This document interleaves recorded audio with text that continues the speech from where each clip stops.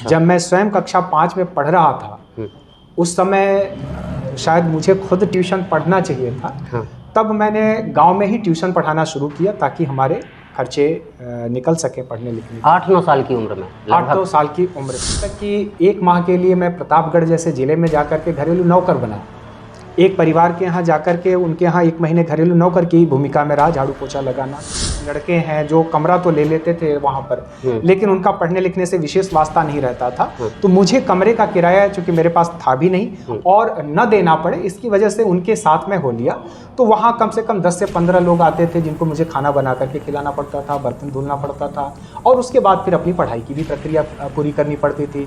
साथियों को भी पढ़ाना रहता था क्योंकि कई साथी हमारे साथ जुड़े होते थे और मुझसे पढ़ना भी चाहते थे। तो वहाँ मैं कोतवाली में गया और कोतवाल के सामने जाने में मैं खुद ही डर रहा था क्योंकि मैं ड्राइवर गनर सब कुछ अपना छोड़ चुका था, सादे वस्त्रों में था, स्टूडेंट बन करके गया था और पहली बार थाने में प्रवेश कर मैंने ठान लिया था कि कम से कम आम नागरिक के दिलो दिमाग से, जो साधारण व्यक्ति हैं उनके दिलो दिमाग से पुलिस का खौफ निकालना है और उनके दिलो दिमाग में वो खौफ डालना है जो शायद पुलिस से पंगा लेते समय भी खौफ ज़्यादा नहीं होते हैं। आम नागरिक से तो पंगा लेने की बात ही खत्म।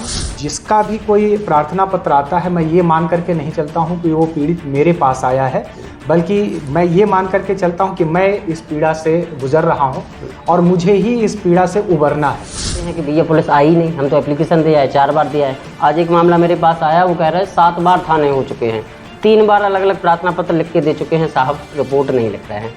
यदि किसी व्यक्ति की स्थानीय स्तर पर रिपोर्ट नहीं लिखी जा रही है तो उसके लिए क्या उपाय है? यूपी कॉप के नाम से एक अपना प्ले स्टोर का है, वो प्ले स्टोर से अपना डाउनलोड कर लेना है और उसमें अपनी शिकायत खुद ही अपलोड कर दें तो ऑनलाइन वो रिपोर्ट दर्ज हो जाती है। अब पुलिस जितनी हाईटेक हो गई है, जितने अत्याधुनिक संसाधन जुट गए हैं, मुझे लगता है मुखबिर तंत्र थोड़ा कमज़ोर पड़ गया है। इसकी वजह से थोड़ा सा परंपरागत जो मुखबिर तंत्र वो डाइल्यूट हुआ है। हाँ। लेकिन दूसरी तरफ से डिजिटलाइज्ड प्लेटफॉर्म पर वो मुखबिर तंत्र मजबूत भी हुआ है, दूसरी जिसकी वजह से हम पुलिसिंग को और आगे बेहतर ले जाते हैं। वर्दी के जनता पुलिस है और वर्दी में रहते हुए भी पुलिस वाला आम आदमी है। जब ये भाव दोनों तरफ से घर कर जाएगा, उस दिन जनता का पुलिस पर विश्वास और पुलिस का जनता पर विश्वास बिल्कुल होगा। ये मेरा बात। यदि ये बात हम करें कि भरोसे का एक अफसर कैसा हो, तो हमारी उस फहरिस्त में एक नाम राय साहब का भी है, इसलिए हम लोग ललितपुर आए हैं और आज चर्चा करेंगे। कम से कम बुंदेलखंड के 3 ज़िले घूम आए। बुंदेलखंड में किस प्रकार के अपराध होते हैं, किस प्रकार की लोगों की मानसिकता है, कैसी शिकायतें आती हैं, बहुत अच्छा अनुभव है आपको। नमस्कार। मैं सबसे पहले तो आपको धन्यवाद ज्ञापित करूं कि इतनी दूर यात्रा करके आपने मेरा साक्षात्कार करने के लिए यहाँ तक पहुँच पाए। बुंदेलखंड में मैं देखिए सबसे पहले झांसी जनपद में 2 सर्किलों में रहा, टहरौली और गरौठा। इसके पश्चात मैनपुरी के बाद मैं बुंदेलखंड का ही एक पार्ट है हमीरपुर, वहाँ क्षेत्राधिकारी राठ के पद पर तैनात रहा। वहाँ से मेरा स्थानांतरण जनपद ललितपुर के लिए हुआ और यहाँ वर्तमान में मैं सीओ सिटी ललितपुर के पद पर हूँ। देखिए बुंदेलखंड में जो बेसिक क्राइम का पैटर्न जहाँ पश्चिम में हमें देखने को मिलता है, जिसको हम लोग अपराध की भाषा में मर्डर या लूट डकैती इस तरह की चीज़ों की कहते हैं, वो वारदातें नगण्य के बराबर हैं, यानी बहुत कम आते हैं। यहाँ जो शिकायतें होती हैं वो छोटी मोटी लड़ाइयों की होते हैं, बंटवारों को, ज़मीनी बंटवारों को लेकर के उनका ज़्यादा विवाद अपना आता है, या फिर घरेलू उत्पीड़न या घरेलू हिंसा को लेकर के आता है। कुछ मामले जो उभर कर के आते हैं वो अनुसूचित जाति जनजाति अत्याचार निवारण अधिनियम से जुड़े होते हैं, जो हम लोगों के पास सीधे तौर पर आते हैं, जिसकी मेरे द्वारा या हर क्षेत्राधिकारी के द्वारा विवेचना की जाती है। तो ये बेसिक क्राइम पैटर्न है। छोटे मोटे जो अपराध की बात आती है, जैसे खनन को लेकर के यहाँ शिकायतें प्रायः मिलती हैं। विशेष करके झांसी जनपद में मैं था और हमीरपुर में, वहाँ पर खनन को लेकर के शिकायतें ज़्यादा आती थीं। ललितपुर में थोड़ा सा कम एरिया है, लेकिन छोटी मोटी शिकायतें इसको खनन को भी लेकर के आती हैं। जो मोरम या मोरंग बालू वाला पार्ट या जो पहाड़ी जो लाल मिट्टी होती है, इसके खनन को लेकर के छोटी मोटी शिकायतें प्राप्त होती हैं। आप यहाँ बुंदेलखंड के युवाओं में कहें या जो भी जनसामान्य हैं, एक हीरो की तरह पेश आते हैं। एक जहाँ भी जाते हैं हमने देखा है, चाहे मैनपुरी में देखा हो या हमीरपुर में देखा हो, झांसी में तो बहुत सारे समय देखा है। अब ललितपुर से भी हम लोगों तक पहुंचता है फीडबैक कि साहब ललितपुर आ गए हैं, और बहुत सारे लोगों से जुड़ाव बढ़ रहा है। जो आपका सामाजिक विश्वास है, समाज में आप जहाँ जाते हैं तुरंत पकड़ बना लेते हैं। इसका मेन कारण क्या हम लोग माने? क्योंकि जब पुलिस की छवि को लेकर हम लोग अधिकतर लोगों से बात करते हैं तो यार पुलिस तो बहुत ख़राब है, एक ही जवाब आता है वहाँ से। हालांकि सुधार हुआ है पहले और अब में, इस दशक में बहुत सुधार हुआ है, इससे भी इनकार नहीं किया जा सकता, लेकिन अब भी है लोगों के दिमाग में यार पुलिस के चक्कर में ना फंसें, बाकी सब निपट लेंगे। और एक तरफ फिर आपको देखते हैं कि आदमी सीधा पहुँचता है, बोले कहाँ, थाने नहीं, साहब को बताएंगे सब, फिर देखेंगे। देखिए, इसमें मैं विशेष टीका टिप्पणी मतलब दूसरों पर नहीं कर सकता। हाँ। मैं अपनी कार्यशैली के बारे में ज़रूर लोगों से बात कर सकता हूँ, बता सकता हूँ कि जिसका भी कोई प्रार्थना पत्र आता है, मैं ये मान करके नहीं चलता हूँ कि वो पीड़ित मेरे पास आया है, बल्कि मैं ये मान करके चलता हूँ कि मैं इस पीड़ा से गुजर रहा हूँ और मुझे ही इस पीड़ा से उबरना है, यानी उसका समाधान मुझे खुद से करना है। वो व्यक्ति तो केवल एक माध्यम है उस समस्या को लाने वाला। इसकी वजह से संभवतः हो सकता है कि लोगों का विश्वास मेरे ऊपर बढ़ता हो, क्योंकि मैं उतनी तत्परता और गंभीरता से लेता हूं, शायद जितनी तत्परता और गंभीरता से वो स्वयं उस समस्या को लेते होंगे। इस वजह से दूसरा होता है कि पुलिस का जो एक नेगेटिव जो छवि है वो इन कारणों से नहीं है, इसके लिए हमें इतिहास तक जाना पड़ेगा। जो पुलिस एक्ट बना वो 1860 में बना, उसके पूर्व ठीक 3 वर्ष पहले 1857 की क्रांति हो चुकी थी, जिसमें झांसी की रानी लक्ष्मीबाई, तांत्या टोपे, कुंवर साहब, अजमुल्ला खां, सब छोटे छोटे जो हमारे नवाब रियासत के लोग थे, उन लोगों के एकजुट प्रयास से एक बार अंग्रेज़ों की जड़ें हिला दी गई, दिल्ली का तख्ता पलट दिया गया। इसके बाद फिर से अंग्रेज़ों ने चाहे जिस भी कूटनीति के तहत, षड्यंत्र के तहत इन लोगों को परास्त किया और फिर से सत्ता में वापस आ गए।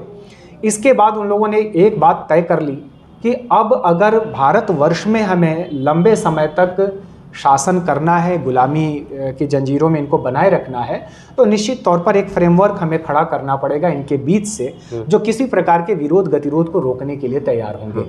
वो जो पुलिस थी वो औपनिवेशिक पुलिस थी। औपनिवेशिक पुलिस का काम ही था, जो औपनिवेशिक करता है हमारा कर्ता धर्ता यानी ब्रिटिश राज, उनके हिमायत के रूप में, उनके पैरोकार के रूप में काम करना। और इसलिए अगर हमारी कोई खनन को लेकर के कोई विरोध प्रदर्शन हो रहा हो, किसी नीति को लेकर के विरोध प्रदर्शन हो रहा हो, टैक्स बढ़ाने को लेकर के कोई विरोध प्रदर्शन हो रहा हो, तो उसको रोकने का काम पुलिस का होता था, जिसकी वजह से पुलिस लगातार आतताई की भूमिका में नजर आती रही। गाहे बगाहे जिन भी कारणों से रहा, आज अमृत महोत्सव हम लोग मना रहे हैं अपने आज़ादी के, लेकिन इतने दिनों के बाद भी अभी हम 1860 के एक्ट से ही संचालित हो रहे हैं और उसमें किसी प्रकार का कोई विशेष परिवर्तन नहीं आया। जबकि कई राष्ट्रीय पुलिस आयोग गठित हुए, उनके रिकमेंडेशंस, सुझाव बहुत अच्छे आए, लेकिन उनका जिस भी कारण से हो अनुपालन नहीं हो सका। पुलिस को हम डायरेक्ट जनता के प्रति जवाबदेह नहीं बना पा रहे हैं। इसके पीछे कारण ये है कि अगर हम 100 लोगों का भला करें, आम पब्लिक का, उनमें से एक भी व्यक्ति मेरा ACR यानी कैरेक्टर रोल नहीं लिखेगा कि मैं अच्छा ऑफिसर हूं या खराब ऑफिसर हूं, उसकी हमारे कैरेक्टर रोल में कोई भूमिका नहीं है। जो भूमिका है वो हमारे वरिष्ठ अधिकारी की है। वरिष्ठ अधिकारी की मंशा जिस भी अनुरूप हो उसके आधार पर हमारा तय होता है। तो हमारी स्वामी भक्ति, हमारा कार्य का जो पैटर्न होता है वो उस अनुरूप अपना ढल जाता है। जनता के प्रति मेरी समझ में शायद उतना हमारा उत्तरदायित्व ना हो पा रहा आज भी आम एक पुलिस कर्मी की मैं अगर बात करूं तो हो सकता है कि उतना ना हो पा रहा हो, एक कारण। दूसरा कारण, एक लंबे समय तक, लंबे अरसे तक जो छवि बन जाती है उसको दूर करने के लिए एक बड़ा प्रयास करना पड़ता है, जिसको हम आंदोलन कहते हैं एक तरह से। तो पुलिस विभाग के अंदर से भी एक आंदोलन का स्वरूप उठना चाहिए। जो हम औपनिवेशिक पुलिसिंग के समय करते थे वो अब नहीं रहेगा। हम एक आज़ाद भारत के उन लोगों के लिए कर रहे हैं जो हमारे ही माता हैं, हमारे ही पिता हैं, हमारे ही भाई हैं, हमारे ही बंधु हैं, उन्हीं की सेवा के लिए हम लगे हैं। नंबर 2 कि भाई उन्हीं के द्वारा जो अदा किया जाता है कर, उनसे हमारे भरण पोषण हो पाता है। एक तरह से हम उनके सेवक हैं, लोक सेवक होने के नाते। तो जब हम लोग यानी जनता के सेवक हैं, अपनी जिम्मेदारी समझना शुरू करें, तब जाकर के हमारा व्यवहार और आचरण बदलेगा। इसके लिए हमें प्रशिक्षण पर थोड़ा सा विशेष बल देना पड़ेगा। प्रशिक्षण में जो व्यावहारिक आचरण का पार्ट है, साइकोलॉजिकल मनोवैज्ञानिकों को ला करके हमें प्रशिक्षण कराना पड़ेगा। एक हमारे यहाँ कॉन्सेप्ट चलता है CER यानी सिविल इमरजेंसी रिजर्व चलता है, जो हर जनपद में पुलिस लाइन में हर महीने के लिए थानों से लोगों को कलेक्ट किया जाता है पुलिस लाइन में ला करके प्रशिक्षण के लिए, कि प्रति माह हम प्रशिक्षण दें, जिससे कि जो आधुनिक हमारे कानून हैं उनके बारे में, व्यवहार आचरण के बारे में वो जान सके। लेकिन व्यवहार में देखें तो बहुत कम ये प्रशिक्षण हो पाता है, केवल उनसे ड्यूटी ली जाती है। तो एक बार जो शुरुआत में प्रशिक्षण प्राप्त कर लेता है पुलिसकर्मी, इसके बाद पता चलता है कि बिल्कुल या तो प्रमोशन पाता है तब छोटा मोटा प्रशिक्षण हो पाता है, या फिर लास्ट में रिटायरमेंट के समय ही वो अपने जीवन से सीख पाता है, या जिंदगी के जो थपेड़े सिखा पाते हैं उससे सीख पाता है। तो हमें बार बार ये प्रयास करना पड़ेगा कि बीच बीच में संवेदनशील बनाने के लिए ही सही हमें प्रशिक्षण पर विशेष बल देना पड़ेगा, कि अब वो पुलिसिंग जो परंपरागत पुलिसिंग कही जाती रही, औपनिवेशिक पुलिसिंग कही जाती रही, उससे इतर हमें स्मार्ट पुलिसिंग, हमें कम्युनिटी पुलिसिंग, सामुदायिक पुलिसिंग, क्योंकि अब लोग और पुलिस अलग नहीं है। पहले शासनकर्ता का उद्देश्य बिल्कुल अलग था और जनता का उद्देश्य बिल्कुल अलग था। जिस समय वो पुलिस गठित हुई, जनता का उद्देश्य था कि हमें आज़ादी चाहिए, पुलिस का उद्देश्य था कि नहीं, आपको शासन की मंशा के अनुसार यानी ब्रिटिश राज के अनुसार चलना होगा। अब हम दोनों का उद्देश्य एक है। जनता भी चाहती है कि भाई अमन शांति बनी रहे, कानून व्यवस्था बनी रहे, और हम भी वही अपना चाहते हैं। कोई ऐसा नहीं होगा जो ये चाहे कि नहीं हमारे यहाँ से डकैती बढ़े, लूट बढ़े, चोरी बढ़े, अपराध बढ़े। हर व्यक्ति यही चाहता है। तो जनता का भी उद्देश्य वही, पुलिस का भी उद्देश्य वही, यानी हम दोनों एक दूसरे के पूरक हैं। बिना वर्दी के जनता पुलिस है, और वर्दी में रहते हुए भी पुलिस वाला आम आदमी है। जब ये भाव दोनों तरफ से घर कर जाएगा, उस दिन जनता का पुलिस पर विश्वास और पुलिस का जनता पर विश्वास बिल्कुल होगा, ये मेरा मानना है। एक तो ये चीज़ होगी, ये आपने बड़े ही अच्छे ढंग से समझाया कि पुलिस की छवि खराब क्यों मानी जाती है, क्यों नेगेटिव रोल में पुलिस को देखा जाता है। दूसरे पहलू पे यदि हम चलें अभी, तो अधिकतर जो हमारी ग्राउंड रिपोर्ट होती हैं वो या तो SSP ग्राउंड से होती हैं, या किसी पुलिस के आला अधिकारी जहाँ पीड़ित पहुँचता है कि स्थानीय स्तर पर उसकी शिकायत नहीं सुनी जा रही है। ऐसे में चूँकि आप DSP रैंक के अफसर हैं, तो आपसे अपेक्षा करेंगे कि यदि और इस जवाब से शायद आपके बहुत सारे लोगों को एक मदद मिल जाएगी कि स्थानीय पुलिस यदि आपकी तहरीर पर कोई एक्शन नहीं ले रही है। लोग कहते हैं कि भैया पुलिस आई नहीं, हम तो एप्लीकेशन दिया है, 4 बार दिया है। आज एक मामला मेरे पास आया, वो कह रहा है 7 बार थाने हो चुके हैं, 3 बार अलग अलग प्रार्थना पत्र लिख के दे चुके हैं, साहब रिपोर्ट नहीं लिख रहे हैं। यदि किसी व्यक्ति की स्थानीय स्तर पर रिपोर्ट नहीं लिखी जा रही है तो उसके लिए क्या उपाय है?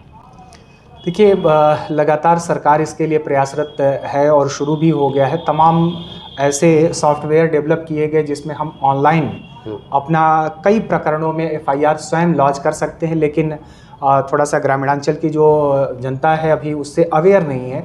हम लोगों को उन लोगों तक ये बात पहुंचानी है, क्योंकि लोग गांव में भी WhatsApp और Facebook चला लेते हैं। उतना ही छोटा सॉफ्टवेयर है UP corp, Uttar Pradesh UP corp के नाम से एक अपना प्ले स्टोर पर है। वो प्ले स्टोर से अपना डाउनलोड कर लेना है और उसमें अपनी शिकायत खुद ही अपलोड कर दें, तो ऑनलाइन वो रिपोर्ट दर्ज हो जाती है। इसी तरह से साइबर फ्रॉड होता है लोगों के साथ। आजकल एक विशेष प्रचलन में अपराध बढ़ रहा है। उसके लिए भी थाने पर जाने के बजाय अगर स्वतः ही एक हेल्पलाइन नंबर है 1930 यानी 1930 पर कॉल कर लें, या फिर www.cybercrime.gov.in पर जाकर के अपना एप्लीकेशन, अपनी शिकायत स्वतः अपलोड कर दें, तो वो स्वतः ही रिपोर्ट दर्ज हो जाती है, ऑनलाइन संबंधित थाने को पहुंच जाती है और वहां से इन्वेस्टिगेशन प्रारंभ हो जाता है। इसके अतिरिक्त अन्य शिकायतों के मामले में भी माननीय मुख्यमंत्री जी के द्वारा मुख्यमंत्री हेल्पलाइन नंबर है 1076 1076 पर आप कॉल कर सकते हैं, या लोग अपना कॉल कर सकते हैं। वह सीधे वहाँ पर पहुँचता है और वहाँ से 4 लेयर बनाए गए हैं। चाहे वो विकास से संबंधित आपकी शिकायत हो, प्रशासन से संबंधित शिकायत हो, पुलिस से संबंधित शिकायत हो, 3 लेयर 4 लेयर उसके लिए अलग अलग बनाए गए हैं। सबसे पहला लेवल है लेवल 1। तो जैसे ही ये 1076 पर ये शिकायत दर्ज कराई जाती है, आप फ़ोन करके दर्ज करा दें, लिखित में दर्ज करा दें, फ़ोन करते हैं, वो टाइप्ड होता चला जाता है, वो प्रार्थना पत्र सीधे L1 कहलाता है, जिसको हम लोग थाना कहते हैं, यानी रूट लेवल पर लेवल 1 पर आता है। अब जो कुछ भी आख्या उसमें लगाई जाए, जो कुछ भी कार्यवाही उससे की जाए, इसके बाद उस व्यक्ति से फीडबैक लिया जाता है। अगर वो संतुष्ट है तो ठीक है, नहीं संतुष्ट है तो स्वतः वो प्रार्थना पत्र L2 यानी क्षेत्राधिकारी के लेवल पर आ जाता है। इसके बाद अगर क्षेत्राधिकारी की भी कार्यवाही से नहीं संतुष्ट है तो L3 यानी हमारे पुलिस अधीक्षक के पास पहुंच जाता है। वहां से भी संतुष्ट न होने पर अंततः वो हमारे रेंज के परिक्षेत्र के पुलिस उप महानिरीक्षक के या पुलिस महानिरीक्षक के पास पहुंच जाता है, यानी L4 पर पहुंच जाता है। तो इतनी बेहतर तरीके से इस तरह की प्रणाली हमारे शासन के द्वारा लेयर वाइज डेवलप की जा रही है, जिससे कि लोगों को थानों का चक्कर न लगाना पड़े। हम स्वतः ही प्रशासन को लोगों के द्वार तक ले जाएं, लोग प्रशासन के द्वार न भटकें। इस तरह के सुशासन की मनोकामना या मंशा के अनुरूप शासन काम कर रहा है। ये तो हो गई वर्तमान पुलिसिंग की स्थिति के। वर्तमान में इतनी हाईटेक तरीके से पुलिस कर रही है कि यदि आपको रिपोर्ट लिखवाना भी है तो आपको थाने के चक्कर नहीं काटने, बार बार एसओ साहब के पास तहरीर लेके नहीं जाना है। आप अपने प्ले स्टोर से यूपी कॉप ऐप डाउनलोड करें, उस पर तमाम जो अलग अलग प्रकार की शिकायतें हैं, जघन्य अपराधों को छोड़ के शायद, उनमें आप सीधे अपनी रिपोर्ट ऑनलाइन दर्ज करा सकते हैं। अब थोड़े पीछे यदि हम चलते हैं तो पहले पुलिस का एक बड़ा मुखबिर तंत्र होता था। जिस पुलिस अधिकारी के जितना ज़्यादा संपर्क, उसको सबसे पहले सूचना मिलती थी, चाहे वो अपराध की हो, चाहे अपराध के खुलासा करने में मदद हो। सबसे पहले फ़ोन आया, साहब फलाना फलानी जगह बैठा है। अब पुलिस जितनी हाईटेक हो गई है, जितने अत्याधुनिक संसाधन जुट गए हैं, मुझे लगता है मुखबिर तंत्र थोड़ा कमज़ोर पड़ गया है। ये कहना थोड़ा सा प्रासंगिक नहीं है, क्योंकि जो मुखबिर तंत्र है वो थोड़ा स्वरूप बदल गया है। हाँ। पहले जो मुखबिर तंत्र था वो हमारा वो बिल्कुल गोपनीय और साधारण व्यक्ति होता था, जो सीधा सच्चा अपनी बात रख लेता था। आज उन्हीं को हम अपना डिजिटलाइज प्लेटफॉर्म के रूप में जनरेट कर पाए हैं। जैसे S10 हमारी एक सॉफ्टवेयर है, जिसमें प्रत्येक गांव के 10-10 व्यक्तियों का मिनिमम 10 व्यक्तियों को, जिनको हम संभ्रांत व्यक्ति के रूप में जानते हैं या जिस भी रूप में जान पाते हैं, उनका नाम और मोबाइल नंबर सेव है। उत्तर प्रदेश के किसी भी गांव के 10 व्यक्तियों का नाम और मोबाइल नंबर अगर ले करके यहीं से मुझे पूछना हो कि भाई ये प्रकरण जो शिकायत करता है वो आकर के जनपद झांसी के फला गांव के बारे में अपना बात कर रहा है, वो सही है कि नहीं है, तो मैं तुरंत अपने सी प्लान ऐप का इस्तेमाल या S10 का इस्तेमाल करता हूं और उस गांव के 10 व्यक्तियों में से पूछता हूं, तो कोई ना कोई व्यक्ति उस घटना प्रकरण के बारे में हमें तुरंत सूचना दे देता है।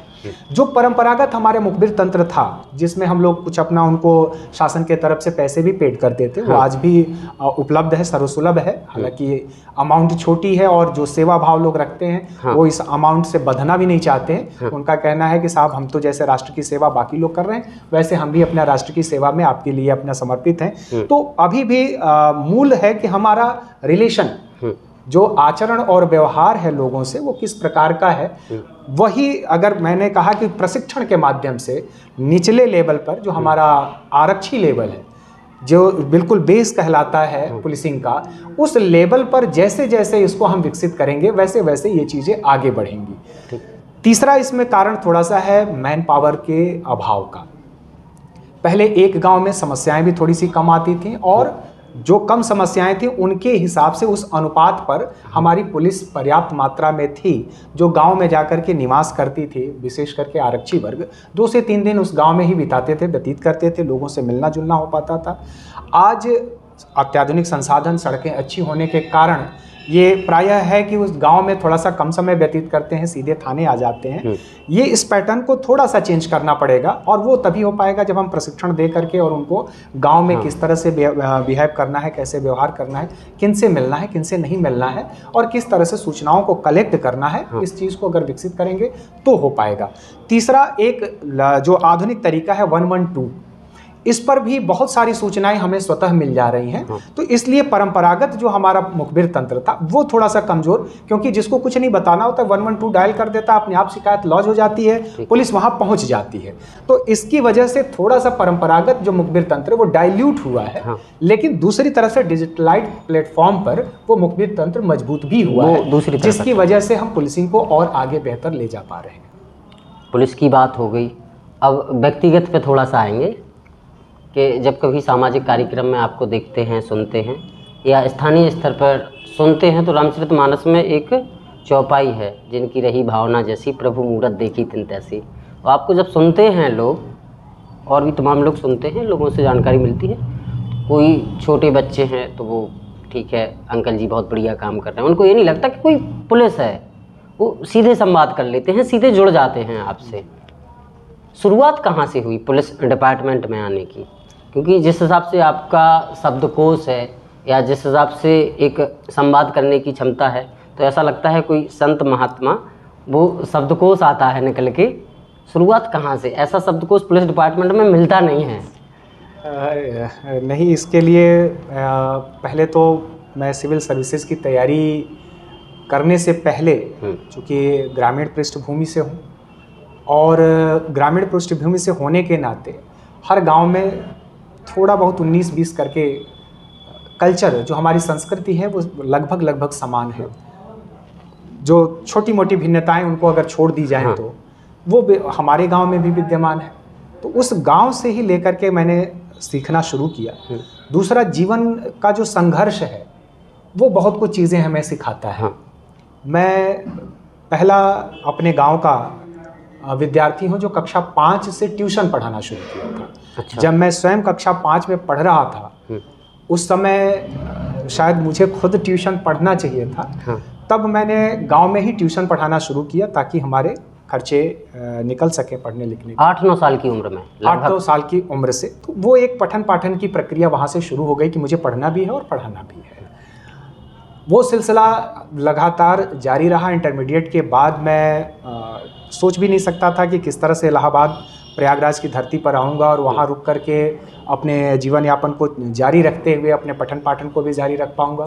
फिर इलाहाबाद में आया, वहाँ भी उसी तरह का संघर्ष शुरू हुआ, जिसमें ट्यूशन, कोचिंग, यहाँ तक कि 1 माह के लिए मैं प्रतापगढ़ जैसे ज़िले में जाकर के घरेलू नौकर बना। एक परिवार के यहाँ जाकर के उनके यहाँ 1 महीने घरेलू नौकर की भूमिका में रहा, झाड़ू पोछा लगाना। 1 साल पढ़ाई के दौरान? इंटरमीडिएट में? इंटरमीडिएट के बाद की कहानी है। मैं इंटरमीडिएट गांव से ही अपना करके आ गया था। जब इलाहाबाद आया तो यहाँ संघर्ष की कहानी मेरी थोड़ी दूसरे पैटर्न पे शुरू हुई। तो वहाँ प्रतापगढ़ में 1 महीने के लिए घरेलू नौकर रहना, इसके साथ जो ठेकेदार टाइप के हैं, कुछ लड़के हैं जो कमरा तो ले लेते थे वहाँ पर, लेकिन उनका पढ़ने लिखने से विशेष वास्ता नहीं रहता था। तो मुझे कमरे का किराया, चूँकि मेरे पास था भी नहीं और न देना पड़े, इसकी वजह से उनके साथ में हो लिया। तो वहाँ कम से कम 10 से 15 लोग आते थे जिनको मुझे खाना बना करके खिलाना पड़ता था, बर्तन धुलना पड़ता था और उसके बाद फिर अपनी पढ़ाई की भी प्रक्रिया पूरी करनी पड़ती थी। साथियों को भी पढ़ाना रहता था क्योंकि कई साथी हमारे साथ जुड़े होते थे और मुझसे पढ़ना भी चाहते थे। तो ये इलाहाबाद विश्वविद्यालय के दौर में ग्रेजुएशन के दौर तक अपना चलता रहा। पोस्ट ग्रेजुएशन हुआ। पोस्ट ग्रेजुएशन के बाद मैंने इलाहाबाद विश्वविद्यालय से ही अर्थशास्त्र विभाग में शोध कार्य प्रारंभ किया, रिसर्च में एनरोल्ड हो लिया। शोध कार्य के दौरान चूँकि वहाँ से जूनियर स्कॉलरशिप मिलनी शुरू हो गई, JRF मिलनी शुरू हो गई, नेट क्वालिफाई कर लिया, तो वहाँ एक अपना अलग प्लेटफॉर्म रहा। उसी दौरान कुछ कोचिंग संस्थान पकड़ लिए जिसमें पठन पाठन अपना करते रहे। लेकिन पैरेलल हमारा जो ध्येय था, उद्देश्य था सिविल सेवा, उसके लिए निरंतर लगा रहा और लगातार इंटरव्यू देता रहा, जिसके क्रम में एक बार 2008 जो हमारा लोअर PCS का बैच था उसमें ऑडिटर के पद पर चयनित हुआ था और उसके बाद 2013 में मैं डिप्टी SP के पद पर चयनित हुआ। इस पद पर आने के बाद से मुझे लगा कि शायद मुझे पुलिस विभाग में ही रहना है। आगे उप जिलाधिकारी का ही एक पद मेरे लिए रैंक में जो मेरी प्राथमिकता थी उसमें ऊपर थी। लेकिन जब 13 में आया तो उसके बाद से मैंने विचार त्याग दिया कि उप जिलाधिकारी नहीं, मुझे ज़्यादातर ज़रूरत इस विभाग में है क्योंकि यहाँ से छवि सुधारनी है। मैं लिटरली इस बात को बता दूं कि इस विभाग में आने से पहले मैंने कभी थाने का दर्शन नहीं किया था। कभी मैं किसी थाने में गया ही नहीं था। जब इस विभाग में आया प्रशिक्षण के बाद पहली बार थाने में, जब मैं प्रशिक्षणाधीन जब प्रशिक्षु था, तब एक थाने में मेरे पुलिस अधीक्षक, तत्कालीन पुलिस अधीक्षक महोदय के द्वारा मुझे भेजा गया कि इस जनपद में कोई तुम्हें जानता नहीं है, किसी थाने में जाओ और जाकर के वहाँ पर कोई FIR दर्ज कराओ। पहली पोस्टिंग कहाँ थी? मैं फतेहपुर जनपद में बतौर प्रशिक्षु पुलिस उपाधीक्षक के तौर पर था, और वहाँ मैं कोतवाली में गया, और कोतवाल के सामने जाने में मैं खुद ही डर रहा था, क्योंकि मैं ड्राइवर गनर सब कुछ अपना छोड़ चुका था, सादे वस्त्रों में था, स्टूडेंट बन करके गया था और पहली बार थाने में प्रवेश कर रहा था। तो ये जो मन का डर है, उसी दिन मैंने ठान लिया था कि कम से कम आम नागरिक के दिलो दिमाग से, जो साधारण व्यक्ति हैं उनके दिलो दिमाग से पुलिस का खौफ निकालना है, और उनके दिलो दिमाग में वो खौफ डालना है जो शायद पुलिस से पंगा लेते समय भी खौफ ज़्यादा नहीं होते हैं, आम नागरिक से तो पंगा लेने की बात ही खत्म। और वो जो ध्येय वाक्य है वो हमारा गीता से लिया गया है, परित्राणाय साधुनाम विनाशाय च दुष्कृताम। उसी को चरितार्थ करने के लिए मैंने लगातार अपने कदम बढ़ाए। शायद इसलिए लोग मुझसे जुड़ते जा रहे हैं। ये मेरा सौभाग्य है कि लोग मुझ पर विश्वास कर पा रहे हैं, या मैं अपने उद्देश्य में सफल हो पा रहा हूँ। पारिवारिक बैकग्राउंड कैसा क्या रहा? पारिवारिक स्थिति तो आपने बता दी, घर में और कौन कौन है, और घर वालों की, परिवार वालों की अपेक्षाएं क्या थीं आपको लेकर? अब क्या मिलता है उस तरफ से? देखिए, पारिवारिक पृष्ठभूमि मैं बता दूं कि मेरे जो पिताजी थे वो 4 भाई थे, और घरेलू कलह जो ज़मीन के बंटवारे को लेकर के होता है, मैं पैदा नहीं था तब से लेकर के मुकदमेबाजी चल रही थी, कोर्ट कचहरी की चीज़ें चल रही थी। मैं जब इलाहाबाद विश्वविद्यालय में पढ़ने लगा, इसके बाद सिलेक्शन के लगभग करीब आ रहा था, तो बैठ कर के मैं अपने जो भी तथाकथित विपक्षी कह सकता हूँ, वो मेरे बड़े पिताजी हैं, उनसे मैंने बैठ कर के वार्ता की कि इतने समय की लड़ाई के बाद लगभग 30-35 साल पूरा परिवार लड़ा, बर्बादी के अलावा कुछ मिला नहीं। आपको जो चाहिए एक्स्ट्रा के रूप में एक्स्ट्रा ले सकते हैं, और लेकर के इस मामले को सॉर्ट आउट कर लिया जाए। उन्होंने अपनी डिमांड रखी कि मुझे घर पूरा दे दिया जाए, 5 बीघे एक्स्ट्रा खेत दे दिए जाएं, जो भी उन्होंने रखा वो सब उनको दे करके मामले को सॉर्ट आउट किया गया। उस चीज़ को नसीहत के रूप में मैंने ठान लिया था कि लोगों की बर्बादी किस तरह से होती है जब लोग कोर्ट कचहरी के चक्कर में फंसते हैं। जो परंपरागत हमारा पंचायती सिस्टम था, जो पंच परमेश्वर की परिकल्पना थी, जो बैठ करके तत्काल निर्णय दे पाती थी, वो इस आधार पर नहीं देती थी कि 2+2 = 4 होता है। वो इस आधार पर देती थी कि बड़े भाई की 3 बेटियां हैं, छोटे भाई का केवल 1 बेटा है, छोटा भाई अध्यापक है, बड़ा भाई किसान है, इसलिए बड़े भाई के हिस्से में कुछ ज़्यादा संपत्ति जानी चाहिए और छोटे भाई के हिस्से में कुछ कम संपत्ति, ताकि वह अपनी बेटियों की शादी कर सके और उसमें बैलेंस रह सके, परिवार में डिसबैलेंस ना हो, बहुत ज़्यादा असमानता ना फैले। आधुनिक जो हमारी न्याय व्यवस्था है, मैकाले की जो न्याय व्यवस्था है, उसमें ऐसा कोई पैटर्न नहीं है जिसमें हम इन संवेदनाओं को भी शामिल कर सकें। पिता के 2 संतानें हैं तो 1/2 का हिस्सेदार बड़ा होता है, 1/2 का हिस्सेदार छोटा होता है, बिल्कुल मैथमेटिकल। तो मैथमेटिकल कैलकुलेशन के बजाय मेरी कोशिश होती है कि उस जो परंपरागत हमारी पंच परमेश्वर वाली परंपरा हो, उसको बैठा करके सॉर्ट आउट किया जाए। भाई भाई की लड़ाई को जब एक दूसरे को मैं बिठाता हूँ और उनके सामने ही दिखाता हूँ कि कितनी गलतफहमियां मन में भरी पड़ी हैं, गलतियों की वजह से शायद 1-2% ये विवाद उत्पन्न होते हैं। मेरा जो अपना मानना है 90% मामलों में गलतफहमियां भाई भाई के बीच में उत्पन्न हो जाती हैं और उन गलतफहमियों की वजह से ही भाइयों का विवाद उत्पन्न होता है। तो शायद इसीलिए लोगों को मैं उस बात को कह पाता हूं और उस दावे के साथ कह पाता हूं, क्योंकि उस पीड़ा को मैंने महसूस किया है। तो लोग भी उस अपील को सुन पाते हैं और कई बार मामले यहीं से निपट जाते हैं। ये मेरी प्राथमिकता में रहता है। आपने बहुत सारे पारिवारिक कलह कह लीजिए, गृह कलेश देख लीजिए, बहुत सारे देखे होंगे। रोज़ कोई ना कोई नव दंपत्ति आपके पास आता होगा और अपनी समस्या बताता हो, साहब ये समस्या है, मैं पत्नी से परेशान हूँ, मैं पति से परेशान हूँ। आपके जीवन का एक और अध्याय है, आपकी भी शादी हो गई, सुना है लव मैरिज हुई है? नहीं, ये लव मैरिज नहीं है, ये अरेंज मैरिज है। और माता पिता के ही प्रयासों से पहले हुआ है। हाँ, ये ज़रूर है कि शादी के पहले कुंभ मेले में मेरी तैनाती थी, सीओ संगम के तौर पर मैं वहाँ तैनात था। वहाँ वर्तमान मेरी जो धर्मपत्नी है, उस समय नहीं थी धर्मपत्नी, वो भी गई हुई थी। तो वहाँ एक दूसरे से हम लोगों ने पहले मुलाकात कर ली थी। वो ज़रूर एक संयोग था कि कुंभ मेले में, चूँकि उनकी भी पोस्टिंग प्रयागराज में ही थी और मेरी संयोग से झांसी से पोस्टिंग वहाँ कुंभ मेले के लिए मुझे भेजा गया था। तो उस संयोग के कारण केवल हमारी शादी के पहले एक बार मुलाकात ज़रूर हुई थी और उसके वजह से हम दोनों एक दूसरे के विचारों से सहमत हो गए थे। फिर घर में दोनों ने सहमति दे भी दी थी, लेकिन घर वाले पहले से ही प्रयासरत थे। जब मैं मुरादाबाद में अंडर ट्रेनिंग था तो उनके घर के लोग कई बार आ चुके थे शादी का प्रस्ताव लेकर के, जैसा कि बाकी जगहों पर होता है, और मैं अपने घर वालों पर ही छोड़ देता था कि जो निर्णय माता पिता कर दें वही हमारा निर्णय होगा। जब दोनों एक दूसरे से मिले, दोनों के विचार मिले, तो फिर वहाँ पर ये हुआ कि हम लोग थोड़ा सा पहल करके दोनों घर वालों को बता दें कि नहीं, हम लोग सहमत हैं। फिर रजामंदी से पहली तस्वीर देखी आप लोगों की तो हम सब लोगों को लगा कि एक ही डिपार्टमेंट है, तो अब जो भी मामले हैं आपस में निपट जाएंगे। फिर बाद में चला सेल टैक्स विभाग में, एक्साइज में वो है, आबकारी विभाग में है, आबकारी निरीक्षक के पद पर है और 2015 बैच उनका अपना आबकारी निरीक्षक का है। ये थे हमारे साथ उत्तर प्रदेश पुलिस के डीएसपी। हमने पहले भी बता दिया कि वर्तमान में ललितपुर में सीओसीटी के पद पर तैनात हैं। इनसे चर्चा हुई। फिर कभी और किसी विषय पे यदि आपको भी कुछ और जानना हो साहब के बारे में तो आप ज़रूर नीचे कमेंट करके बताइएगा और ये डिटेल इंटरव्यू जल्द ही आप सब लोगों को उपलब्ध होगा। बुंदेली वार्ता के तमाम जो सोशल प्लेटफॉर्म हैं उन सभी पर एक्सक्लूसिव।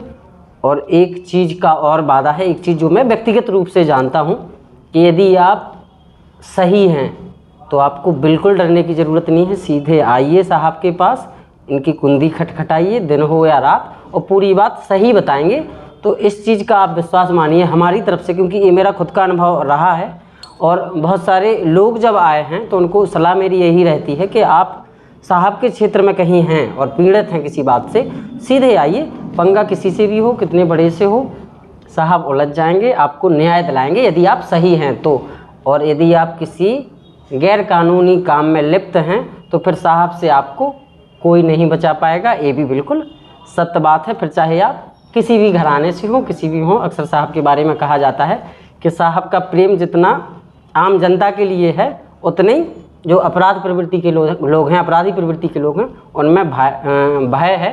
तो इंटरव्यू देख के आम जनता तो मिले, लेकिन अपराधी थोड़े उचित दूरी बना के रखें।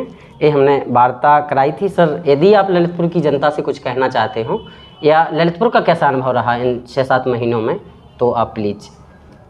देखिए, यहाँ के लोग बड़े ही मृदुभाषी हैं, संस्कारवान हैं और प्रायः अपराध से दूरी बना करके रखना ही इनकी अपनी प्राथमिकता होती है। दूसरा, अन्य जनपदों की तुलना में बुंदेलखंड वैसे भी अधिकारियों का सम्मान बहुत है। यहाँ पर लोग रिस्पेक्ट करते हैं। हमारा सिर्फ इतने है कि वो रिस्पेक्ट एक माता पिता का जो पुत्र के लिए होता है, मैं उसी अनुरूप मानता हूँ। एक सेवक होने के नाते आपको ये अधिकार देता हूँ कि आप 24 घंटे में जब कभी भी मेरी आवश्यकता हो, लगे कि नहीं हमें पुलिस की मदद की आवश्यकता है या क्षेत्राधिकारी सदर के मदद की आवश्यकता है, तो आप 24 घंटे में कभी भी मेरा जो मोबाइल नंबर है 94 54 40 14 38, इस पर फ़ोन कर सकते हैं। इसके अतिरिक्त जो हमारे IGRS के हमने अभी प्लेटफॉर्म बताए, मुख्यमंत्री हेल्पलाइन का प्लेटफॉर्म बताया, यूपी कॉप का प्लेटफॉर्म बताया, इन पर अपनी शिकायतें दर्ज करा सकते हैं और हमारी सेवाएं ले सकते हैं। इतना समय देने के लिए बहुत बहुत धन्यवाद। सर का समय बहुत कीमती है और सर ने अपना बहुत ही कीमती समय निकाल के हम लोगों को दिया है। हम लोगों का उद्देश्य था कि सर के जो विचार हैं आप लोगों तक पहुँचे और सर जो काम कर रहे हैं, पुलिस की एक छवि को बनाने का काम कर रहे हैं, वो आप तक पहुँचे। आप लोग ज़रूर इसको देखिए और इसको लेके आपकी क्या प्रतिक्रिया है। यदि आप साहब को पहले से जानते हैं तो उसके बारे में भी लिखिए कि कैसा अनुभव रहा आपका, वो कमेंट करके बताइए। सर एक चीज़ बीच में बता चुके हैं कि जो जनता को सर की तरफ से न्याय मिलता है, तुरंत न्याय दिलाने का काम करते हैं, उसका कहीं सरकारी रिकॉर्ड में जिक्र नहीं होता है। लेकिन ये सोशल मीडिया है गुरु, और सोशल मीडिया पे जो सच है वो नीचे आता है कमेंट में। आप भी लिखिए और सर के बारे में ज़रूर 2 शब्द कुछ ना कुछ कहें। धन्यवाद।